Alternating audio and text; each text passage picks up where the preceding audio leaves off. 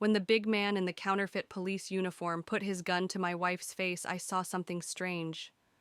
She smiled, not with fear, but with the serene knowledge of a predator sensing prey. The shaking HOA cop, dripping with sweat on his face, yelled about arresting us blissfully, unaware that the woman he was intimidating was Sheriff Amara Shelton, who'd taken apart the state's most notorious cartel. If he'd known, he could have run, but he didn't. And neither did the neighborhood of Willow Creek, where this drama of justice and rebellion played out, revealing a tyrant and igniting a firestorm of controversy. It was a hot July afternoon when my wife Amara, our 12-year-old son Caleb, and I unlocked the doors to our new house in Willow Creek, a suburban oasis of manicured lawns and gleaming facades. After years of scrimping and a ruthless bidding war, we'd arrived Bastian Hayes, freelance writer, Amara the county's best sheriff, and Caleb, our up-and-coming filmmaker. The neighborhood's spooky stillness, where house prices appeared to vibrate in the quiet, was shattered by our moving van, a rusty interloper among sleek SUVs. As I lugged boxes straining from the effort, I sensed eyes behind drapes and above fences. We were the sole black family on the block. Some neighbors glanced and looked away. Others, like an old man across the street, stared brazenly, arms crossed. "Ignore them," Amara said, her confidence a quiet force. "This is our home." She'd insisted on keeping her sheriff's status secret. "Let them know us as people, not my badge," she'd said, wanting no special treatment. I agreed, though the neighborhood's perfect mailboxes and razor-straight lawns hinted at rigid, unwritten rules we might unknowingly break. I'm Bastian, a writer chasing deadlines, while Amara chases criminals. My career had surged with magazine features and a book deal tied to one of her clients, details hidden to shield her work. Caleb, inheriting Amara's keen eye and my narrative flame, chronicled our relocation with his drone camera, a reward for A's straight. His technology fixation transformed our new home into a movie set, charting rooms and researching Willow Creek's history with chilling accuracy. As we were unpacking, a neighbor, Rachel Miller, a nurse with a fearless laugh, extended assistance and a warning. "The HOA hears a dictatorship led by Victor Ramsey, a disgraced former cop who plays make-believe police. He's particularly tough on newbies who don't meet his standards." Her look at us was accusing. The previous Asian family lasted 5 months, the Latino couple who preceded them. 3, be prepared. Amara's eyes sparkled with that killer calm. "We don't frighten easily," she said. Rachel smiled. "Good. I'm cheering for you." As Rachel departed, a shadow fell. Victor Ramsey, HOA president, stood at our heels, his bulk looming, Apollos emblazed. HOA security. His crew cut and frown, yelled faded glory. "New transients are required to sign up in 48 hours, he growled, sticking out a yellow notification. "Infraction for improper location of trash." I was confused. "We haven't unloaded, there isn't any trash." He leaned on a vacant moving crate. "Bylaw 7.3. First notification's free, the next one will be $50. He failed to present himself, just glared. Rachel rolled her eyes around his back. Amara's face remained unchanged, but I knew she was cataloging him. "Thanks for the welcome," I said, sarcasm dripping. "We'll read the HOA rule book instead of setting up beds." Victor's eyes narrowed. "Attitude doesn't fly here, Mr. Hayes." He scribbled on his clipboard and left. "And so it begins," Rachel muttered. That night over wine, I suggested revealing Amara's job to deter Victor. She shook her head. "I want to see this play out naturally. If he's breaking laws, we'll handle it right." Her smile promised trouble for guys like Victor, small men who wield petty power. The next week saw a flood of yellow notices, each more ridiculous. Our mailbox, HOA approved, was in violation of shine. Our yard, mowed to regulation length, had irregular designs. Our autos, garaged, were out of position. Caleb's breadcrumbs for birds received an unapproved citation. Amara's blackout curtains, exactly the same as neighbors, were wrong. The worst happened when Victor marked our African violets as culturally inappropriate landscaping. The masked racism hurt. Amara photographed each notice, cross-referencing bylaws, building a case. Victor's presence increased, ominous, his SUVs patrolling our block binoculars out in the open. Rachel confirmed he targeted others, but fixated on us. His wife Ellen reports he has a 3-strike system for problem homeowners, she whispered. Strike 1 was a letter requiring we appear before the HOA board. Strike 2, a $500 fine for noncompliance.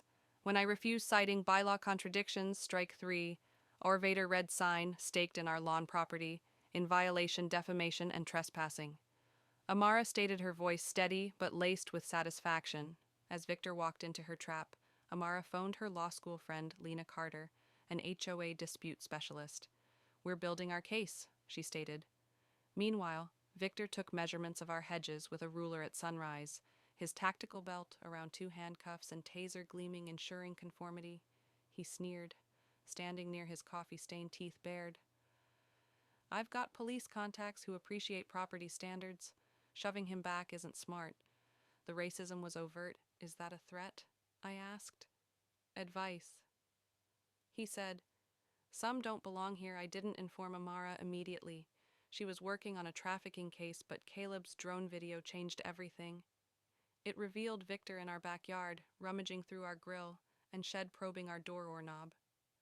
Amara's face turned hard enough time to push back Caleb in his tech-filled room, uncovered a surveillance grid employing Amara's old undercover cameras, night vision cloud, storage motion detection.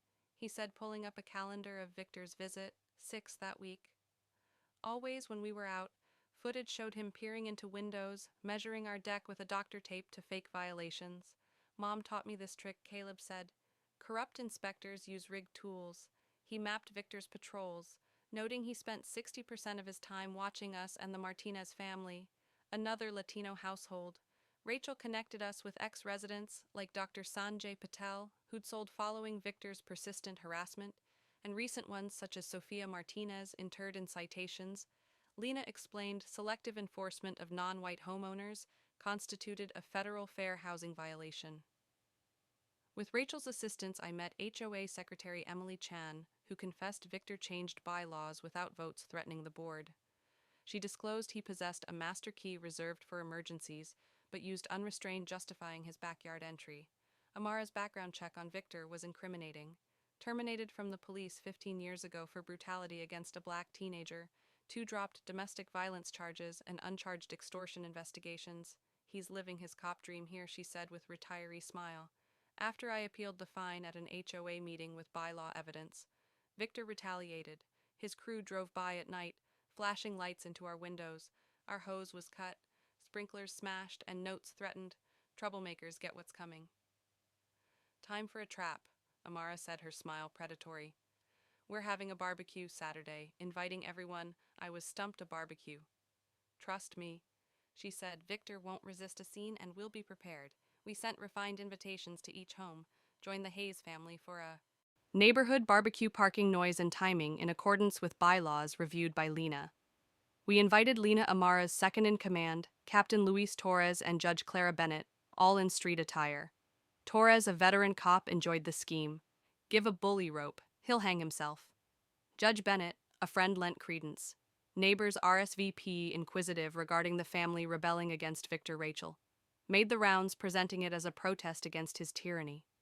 Victor sent a cease and desist, alleging noise and parking infractions. We ignored it. I questioned Amara, prepared her world-famous coleslaw, and Caleb erected music. By 3 p.m., our backyard came alive with neighbors greeting each other for the first time in years. HOA board member Anita Patel, questioning Victor, said, Gerald banned parties. This is what community should be.